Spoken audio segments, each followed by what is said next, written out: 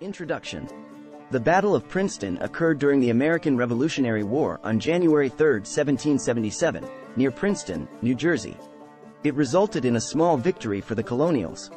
After a surprise attack at Trenton, General George Washington decided to attack the British in New Jersey before winter.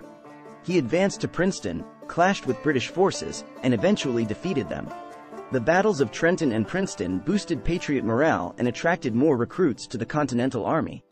It was the final major engagement of Washington's winter campaign in New Jersey. Background.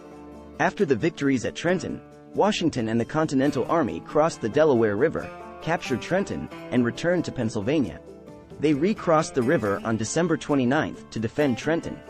In response, Cornwallis gathered a British force in Princeton. On January 2, 1777, Cornwallis left Mahood with 1,200 troops in Princeton while he advanced with the rest. The British attempted to cross Assunpink Creek but failed.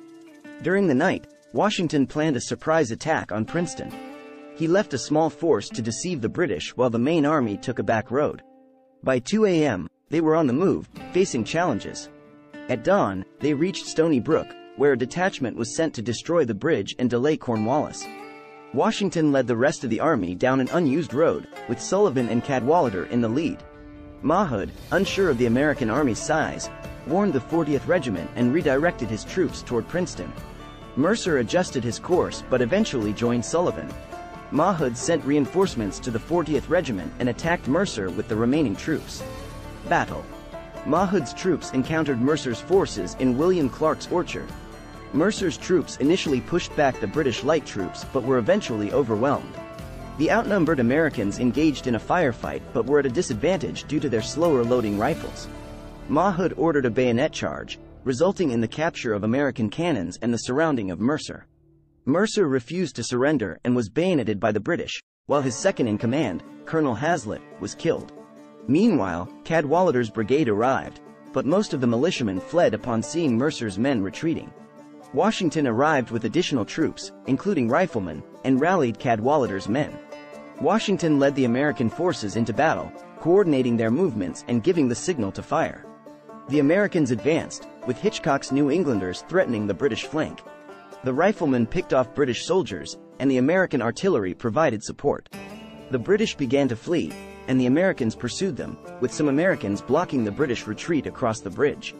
The British attempted to save their artillery but were forced to retreat, with Mahood ordering a bayonet charge to break through the American lines.